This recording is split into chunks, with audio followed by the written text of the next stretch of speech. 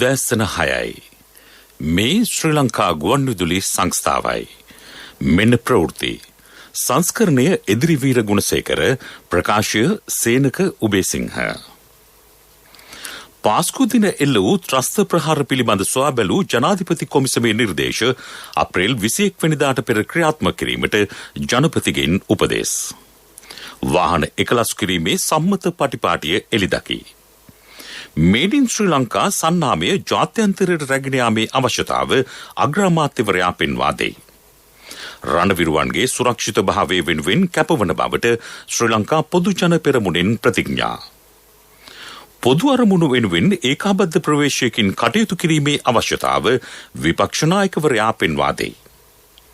මාර්ගපතය නිරන්තරයෙන් වෙනස් කිරීම හේතුවෙන් මධ්‍යම අධිවේගී මාර්ගයේ ඉදිකිරීම් වලට බලපෑම්. මෙරට කොවිඩ් ආසාදනය වූ 85,000ක් සුවය ලබති. ඉන්දියාවේ කොවිඩ් ආසාදිතයින් සංඛ්‍යාව තවත් ඉහළට. නවතා තිබූ පාසල් ක්‍රිකට් තරඟ යලිත් අද සිට. පාස්කු දින එල්ල වූ ත්‍රස්ත ප්‍රහාර පිළිබඳ සොයා බැලීමට පත් කළ ජනාධිපති කොමිසන් සභාවේ නිර්දේශ අප්‍රේල් 21 වෙනිදාට පෙර වහාම ක්‍රියාත්මක කරන ලෙස ජනාධිපති ගෝඨාභය රාජපක්ෂ මැතිතුමා උපදෙස් දී ඇතැයි අධ්‍යාපන අමාත්‍ය මහාචාර්ය ජී.එල්. පීරිස් මහතා පවසයි. වැරදිකරුවන් නීතිය හමුවට ගෙන ඒමට ජනාධිපතිතුමාගේ උපදෙස් මත රජය කැපවී ක්‍රියා කරන බවද අමාත්‍යවරයා කියයි. පාස්කු ප්‍රහාරය සම්බන්ධ සැකකරුවන් 99 දෙනෙකු මෙරටදී අත්අඩංගුවට ගෙන ඇති අතර 50 දෙනෙකු විදේශ රටවලදී අත්අඩංගුවට ගෙන ඇති බවද අමාත්‍යවරයා කොළඹදී පැවති වැඩසටහනකට එක්වෙමින් කීවේය. මෙරට වාහන එකලස් කිරීමේ සහ අමතර උපාංග නිපදවීමේ කර්මාන්ත පිළිබඳ සම්මත මෙහෙයුම් පටිපාටිය එළිදකි. එම පටිපාටිය ඇතුළත් ප්‍රකාශනය අමාත්‍ය විමල් වීරවංශ මහතා විසින් අග්‍රාමාත්‍ය මහින්ද රාජපක්ෂ මහතා වෙත පිළිගැන්වීම ඊයේ පස්වරුවේ සිදු කෙරෙන. මෙම මෙහෙයුම් පටිපාටිය මෙරට කර්මාන්ත ශේෂ්ත්‍රයේ හැරවුම් ලක්ෂයක් වනු ඇති බව අග්‍රාමාත්‍යවරයා මෙහිදී පැවසීය. මේඩ් ඉන් ශ්‍රී ලංකා සන්නාමය ජාත්‍යන්තරයට රැගෙන යාම සඳහා රටක් ලෙස සියල්ලක්ම අත්වල් බැඳගත යුතු බවද අග්‍රාමාත්‍යවරයා කීවේය. ඇති වූ ගෝලීය වසංගත තත්ත්වය සමග ශක්තිමත් දේශීය ආර්ථිකයක ඇති වැදගත්කම මනාව පිළිබිඹු වූ බව අග්‍රාමාත්‍යවරයා පෙන්වා දුන්නේය. මෙම පටිපාටිය හඳුන්වා දීමත් සමග වාහන උපාංග නිපදවීමේ ශේෂ්ත්‍රයක දියුණුවක් අපේක්ෂා කළ හැකි බවද හෙතෙම කීවේය. අන්තවාදයේ පරාජය කිරීමට වත්මන් රජය කටයුතු කරමින් සිටින බව ශ්‍රී ලංකා පොදුජන පෙරමුණේ මහලේකම් පාර්ලිමේන්තු මන්ත්‍රී නීතිඥ සාගර කාර්යවසම් මහතා පවසයි. පාතාලය මර්ධනය කිරීමටද පියවර රැසක් ගෙන තිබේ. රණවිරුවන්ගේ සුරක්ෂිත භාවය වෙනුවෙන්ද රජයේ පෙනී සිටින බව කොළඹ පැවති වැඩසටහනකට සහභාගී වෙමින් හෙතෙම පැවසීය. රටට එරෙහි යෝජනා එක්සත් ජාතීන්ගේ සංවිධානය තුළ සම්මත වීමට යහපාලන රජය ඉඩ ලබා දුන් බවද මන්ත්‍රීවරයා කීවේය. ඉකුත් රජය අන්තවාදයේ පාලනය නොකිරීම හේතුවෙන් පාස්කු ඉරිදින ත්‍රස්තවාදී ප්‍රහාර එල්ලවිය විරුද්ධවාදීන්ට අසත්‍ය නඩු ගොනු කිරීම මගින් ඔවුන්ව පීඩාවට පත් කිරීමටද කටයුතු කෙරිනේ. වත්මන් රජයේ නීතිගරුක හා යුක්තිගරුක රජයක් ලෙස කටයුතු කරමින් සිටී. ජනතා අපේක්ෂාවන් ක්‍රමක්‍රමයෙන් ඉටු කිරීමට රජය කටයුතු කරයි. සෞභාග්‍යයේ දැක්ම ප්‍රතිපත්ති ප්‍රකාශය යථාර්ථයක් බවට පත් කිරීම සඳහා ක්‍රමවත් වැඩපිළිවෙලක් අඛණ්ඩව ක්‍රියාත්මක බවද මන්ත්‍රීවරයා වැඩිදුරටත් සඳහන් කළේය. පොදුජන නායකත්වයක් වෙනුවෙන් ඉදිරියේදී සටන් කරන බව විපක්ෂ නායක සජිත් ප්‍රේමදාස මහතා පවසයි. ජනතාවාදී පක්ෂයක් ලෙස සමගි ජනබලවේගය ඉදිරියට ගමන් කරන බව කොළඹ හයිට් පිටියේ පැවති එම පක්ෂයේ පළමු සංවත්සර උත්සවයට සහභාගී වෙමින් හෙතෙම කීවේය. ජනතාවට ශක්තිය ලබා දීම සිය පක්ෂයේ ප්‍රමුඛ අරමුණ බවද ඔහු පැවසීය. පොදු අරමුණු වෙනුවෙන් සියලු පාර්ශව ඒකාබද්ධ ප්‍රවේශයකින් කටයුතු කිරීමේ අවශ්‍යතාවයේද විපක්ෂ නායකවරයා පෙන්වා දුන්නේය. මේ ප්‍රවෘත්ති ශ්‍රී ලංකා ගුවන්විදුලි සංස්ථාවෙන්.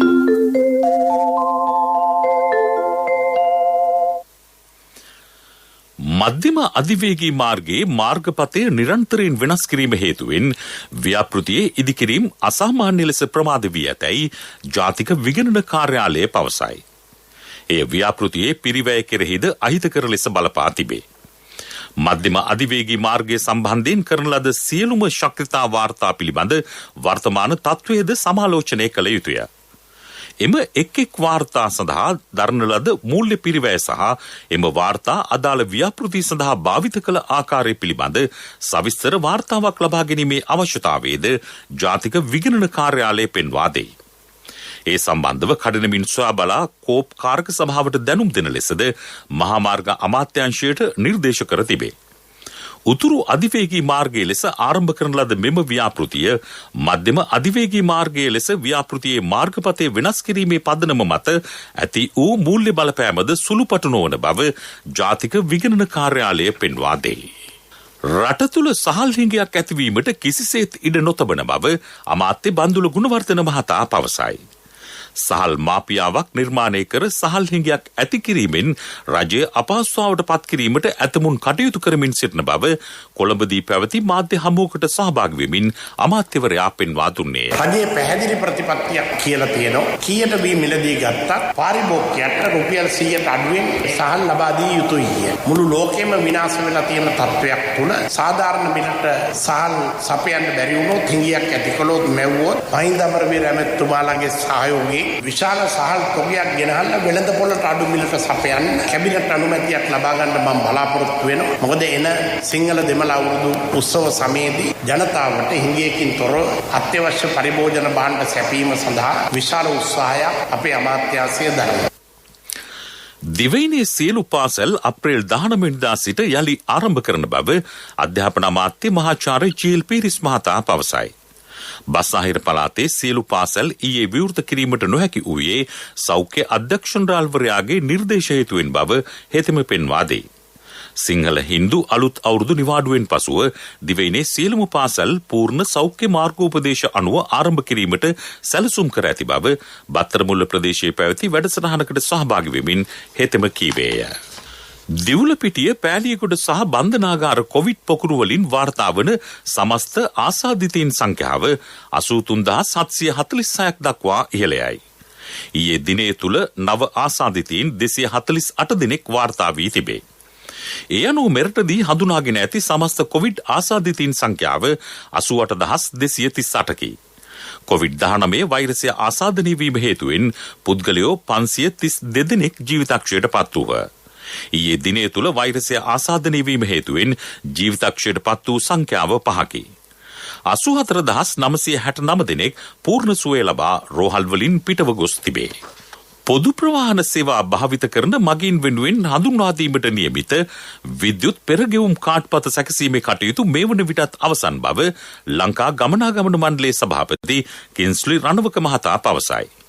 ඉතිරි මුදල් ලබා ගැනීමේදී සහ මුදල් ගෙවීමේදී මගීන්ට සිදුවන අපහසුතා අවම කිරීම මෙහි ප්‍රමුඛ අරමුණ බව හෙතෙම ජාතික ගුවන් විදුලියට පැවසීය. ඒ ටිකට් පත හඳුන්වා දීම සඳහා ලංකා ගමනාගමන මණ්ඩලය මේ වෙනකොටත් සූදානම් වෙලා තියෙන්නේ. NTC එක පැත්තෙන් පෞද්ගලික අංශයේ බස් රථවලටත් මේ කටයුත්ත කරන්නට මේ වෙන විට වැඩ කටයුතු අවසන් කරලා තියෙනවා. ඒ නිසා ලංකා ගමනාගමන මණ්ඩලයේ සහ පෞද්ගලික බස් රථවල යන දෙකටම මේ පෙරගෙවුම් කාඩ් පත හඳුන්වලා දීමට හැකියාව ලැබෙනවා. ඒ අනුව මගේ ජනතාවට මාරු සල්ලි පිළිබඳව ගැටලුවක් මතුවෙන්නේ නැහැ. උන්ගේ කාඩ් පතට කලින් මුදල් චොදවන්න පුළුවන් බැංකුව වලින්. ඊට පස්සේ කාඩ් පත පාවිච්චි කරලා ගමන් කිරීමේ හැකියාව පවතිනවා. තේ රබර් සහ අනිකුත් භෝගවල ඵලදායීතාව ඉහළ නැංවීම සඳහා විශේෂ ව්‍යාපෘතියක් ක්‍රියාත්මක බව වැවිලි අමාත්‍යාංශය පවසයි. එම ව්‍යාපෘති සඳහා විද්වතුන්ගේ සහ තාක්ෂණ වේදීන්ගෙන්ද සහාය ලබා ගන්නා බව අමාත්‍යාංශයේ ලේකම් රවීන්ද්‍ර හේවාවිතාරණ මහතා ජාතික ගුවන් විදුලියට පැවසීය. වැඩිදුරටත් අදහස් දක්වන හේවාවිතාරණ මහතා මේ වන විට 2021 වෙනුවෙන් වෙන් වූ අයවැය ප්‍රතිපාදන භාවිත කරමින් වැවිලි අමාත්‍යාංශය සමග කටයුතු කරන රාජ්‍ය අමාත්‍යාංශ 3 සමග තේපොල් රබර් කුරුඳු ගම්මිරිස් ආදී විවිධ පැතිවලට ඒ රාජ්‍ය අමාත්‍යාංශ සමග ශේෂ්ත්‍ර මට්ටමින් විශාල වැඩ කොටසක් ක්‍රියාත් කරමින් පවතිනවා. විශේෂයෙන් තල්පොල් කිතුල් ආශ්‍රිතව පවතින රාජ්‍ය අමාත්‍යාංශයේ විදිහටත් ඒ වගේම අනිත් පැත්තෙන් තේ රබර් ආශ්‍රිත රාජ්‍ය අමාත්‍යාංශත් ඒ වගේම කුරුඳු ගම්මිරිස් ආදී අපනයන කෘෂි භෝගත් උක් බඩේරිඟු ආදී සම්බන්ධයෙන්ුත් දැන් මේ වන විට ශ්‍රේෂ්ඨ මට්ටමින් යෝජනා ලබා ගනිමින් දිස්ත්‍රික්ක ප්‍රාදේශීය මට්ටම් සමග කටයුතු කරමින් ව්‍යාපෘති යෝජනා සකස් කරමින් ඒවා ක්‍රියාත්මක කරන අධීරයේ මේ වෙනකොට පවතින්නේ. 41 වෙනි ජාතික යෞවන නාට්‍ය උළෙල අද ආරම්භයි. ඒ ලබන 26 වෙනිදා දක්වා මරදාන ටවර් රඟාලයේදී පැවැත්වෙන බව ජාතික තරුණ සේවා සභාව පවසයි. මෙවර ජාතික යෞවන නාට්‍ය තරගාවලියේ අවසන් වටය සඳහා සිංහල දිගු නාට්‍ය 7ක්, සිංහල කෙටි නාට්‍ය 12ක් සහ දමිළ කෙටි නාට්‍ය 2ක් සුදුසුකම් ලබා තිබේ. මීළඟට ප්‍රමුඛ පුවත. ප්‍රමුඛතම පුවත ඔබ වෙත ගෙනෙන්නේ සිද්ධාලේප ලක්වියාව. ශ්‍රී ලාංකිකයන්ට ජපානයේ රැකියා අවස්ථා පුළුල් කෙරේ. මේ සම්බන්ධව මෙරට තරුණයන් දැනුවත් කිරීමේ වැඩසටහනක් ලබන 20 වෙනිදා ශ්‍රී ලංකා විදේශ සේවා නියුක්ති කාර්යාංශයේදී පැවැත්වේ. JLPT හෝ NAT විභාගයේ සමත් ශ්‍රී ලාංකික තරුණයන්ට ජපානයේ රැකියා අවස්ථා නොමිලේ ලබා ගැනීමේ අවස්ථාව හිමිව තිබේ. දුරකථන අංක 0112 78 93 67 ඔස්සේ මේ සම්බන්ධව වැඩිදුර තොරතුරු ලබාගත හැකියි. ප්‍රමුඛතම පුවත ඔබ වෙත ගෙන ආවේ සිද්ධාලේප ලක්වියාව. සත්‍යයේ හඬ අවධානය පිණිසයි. COVID-19 තත්ත්වය හමුවේ පොදු ප්‍රවාහන සේවා වෙනුවෙන් හඳුන්වා දී ඇති සෞඛ්‍ය මාර්ගෝපදේශ නිසි පරිදි අනුගමනය නොකරන බව නිරීක්ෂණය වේ. ආසන සංඛ්‍යාවට පමණක් මගින් ප්‍රවාහනය කළ යුතුවද වර්තමානයේදී එවැන්නක් දක්නට නොමැත. ඇතැම් බස් රථ රියදුරන් සහ කොන්දොස්තරවරුන් නිසි පරිදි මුව ආවරණ නොපළදින අවස්ථාද වාර්තා වේ. පාපූර්වයේ පවා මගින් ප්‍රවාහනය කරන අවස්ථා දක්නට ඇත. මෙම තත්ත්වය COVID-19 වසංගතය තවදුරටත් ව්‍යාප්ත වීම කෙරෙහි බලපා හැකි බව විද්වත්හු පෙන්වා දෙති. සෞඛ්‍ය සේවා අධ්‍යක්ෂ ජනරාල්තුමනි, මේ ඔබේ අවධානයටයි. ලෝක ප්‍රවෘත්ති අනුග්‍රහය People's Leasing ලීසින් විප්ලවයට ඔබත් එක්වන්න. කිසිදින නොලැබෙන අසම සම ලීසින් වාරික සමගින් අවම පොලියකට විස්තර දැනගන්න ළඟම People's Leasing ශාඛාවකට පිවිසෙන්න. නැත්නම් කතා කරන්න 0112 206 300. People's Leasing විශ්වාසයේ ප්‍රමුඛයා. ගත වූ පැය 24 තුළ ලෝපුරා COVID-19 වෛරසය ආසාදනය වූවන් 3,13,332ක් වාර්තා වී තිබේ. වැඩිම ආසාදිතයින් සංඛ්‍යාව ඇමරිකාවෙන් වාර්තා වී ඇත. එම සංඛ්‍යාව 38,536කි.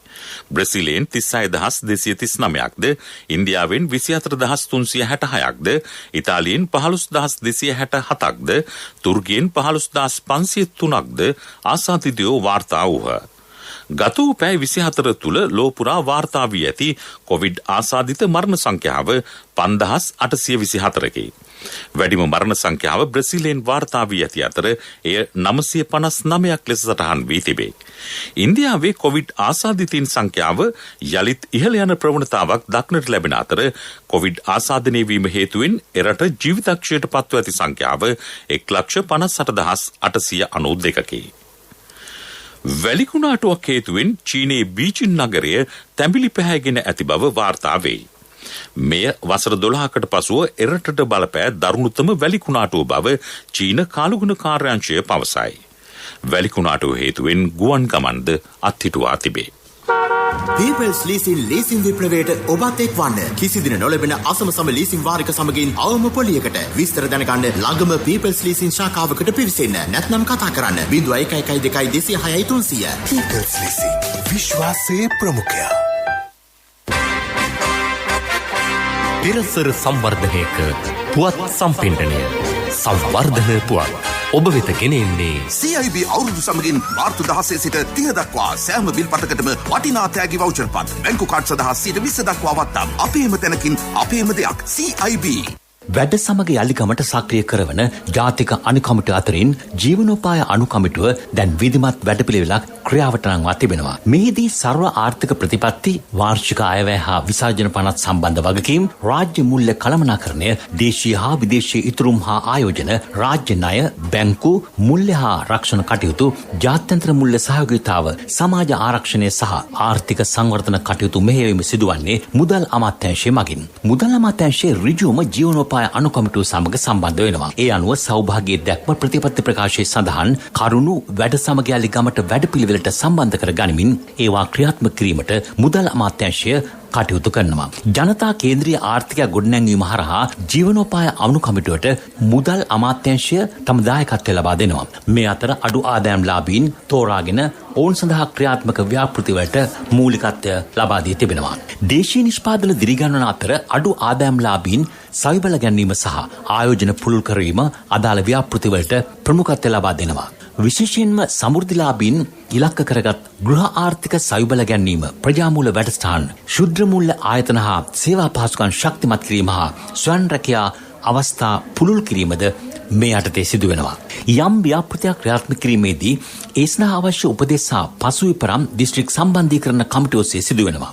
සුළු හා මධ්‍ය පරිමාණ කර්මාන්ත ශේෂ්ත්‍රය සඳහා සියලු සේවා සැපීම හා එම ශේෂ්ත්‍රවල අගය වැඩි කිරීමේ කර්මාන්ත ආරම්භ කිරීම සඳහා වැඩ සමගයාලි ගමට වැඩසටහන ඔස්සේම කටයුතු කර තිබෙනවා. ඊට අමතරව ආබාධිත තැනැත්තන් ආර්ථික හා සමාජීය වශයෙන් සවිබල ගැනීමද මේ යටතේ ඉතාමත් ඕනෑකමින් ක්‍රියාත්මක කරනු ලබනවා. ගම සමග පිළිසඳරක් තුලින් වැඩ සමගයාලි ගමට 2020 අයවැය ප්‍රතිපාදන අනුව ක්‍රියාත්මක වන මොහොතක ග්‍රාමීය මට්ටමේ සියල්ලන්ගේ ජීවනබර අඩු කිරීම සම්බන්ධයෙන් ක්‍රියාත්මක වැඩසටහන් තිබෙනවා. ස්වයං නිෂ්පාදන දිරිගන්වමින් ජීවනබර අඩු කර ගැනීමේ ව්‍යාපෘති රැසක් මේ වන විට බොහෝ ග්‍රාම සේවා කොට්ටාශවල ප්‍රාදේශීයකම් කොට්ටාශවල ක්‍රියාත්මක වෙනවා. අපි මේ සියල්ල ඉතා විමසිලිමත් කමින් වඩා ජනතාවාදී ව්‍යාපෘති රැස ක්‍රියාත්මක කිරීමට උනන්දු වීම කාලීන අවශ්‍යතාවක්. ඒ සඳහා දැන් සියලු ශක්තියින් වැය කරමු. අපි වැඩ කරමු.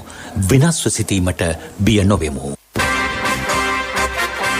පෙරසර සංවර්ධනයක පුවත් සම්පින්ඩනය සංවර්ධන පුවත් ඔබ වෙත ගෙන ආවේ CIB අවුරුදු සමගින් මාර්තු 16 සිට 30 දක්වා සෑම බිල් පතකටම වටිනා තෑගි වවුචර් පත් බැංකු කාඩ් සඳහා 20 දක්වා වත්නම් අපේම තැනකින් අපේම දෙයක් CIB. ක්‍රීඩා පුවත්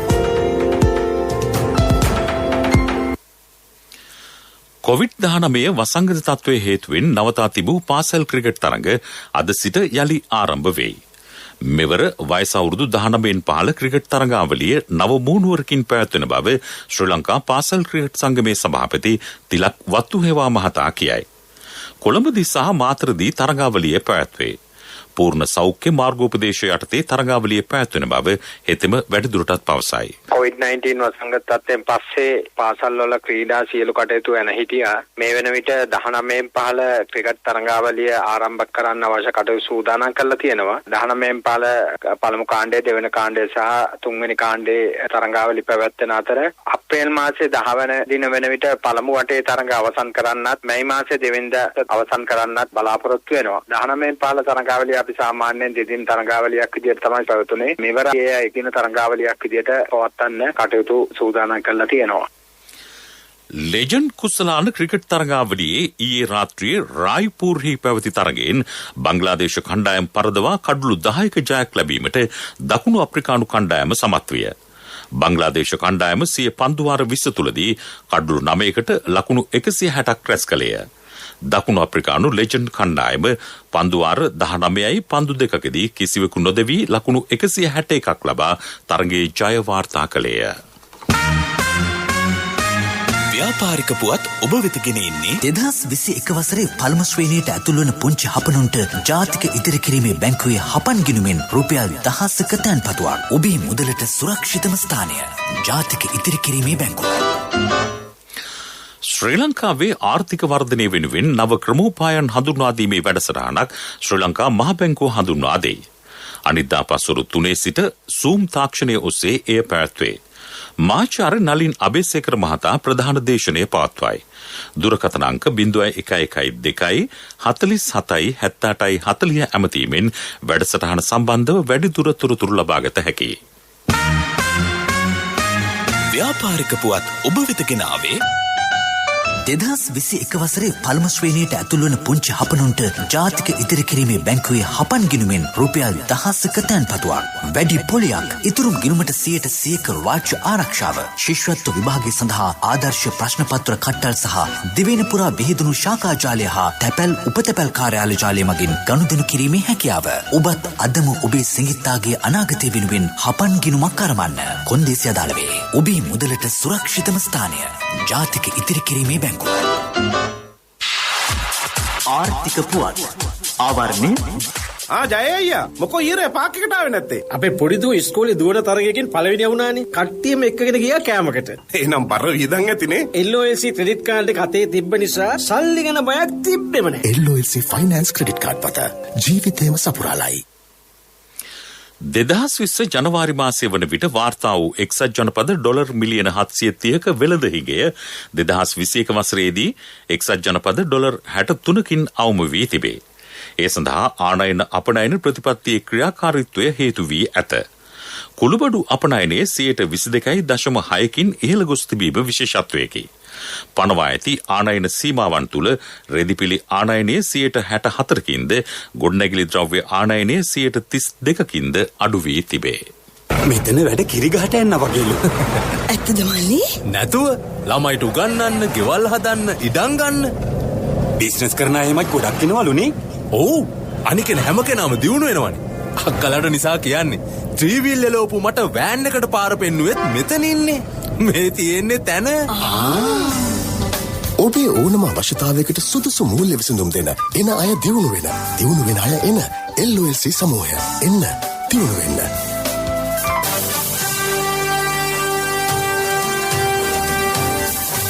කාලගුණ වාර්තාව. නැගෙනහිර ඌව සහ උතුරුමැද පළාත්වලත් නුවරඑළිය සහ මාතලේ දිස්ත්‍රික්කවලත් තැනින් තැන වැසි ඇතිවන බව කාලගුණ විද්‍යා දෙපාර්තමේන්තුව පවසයි.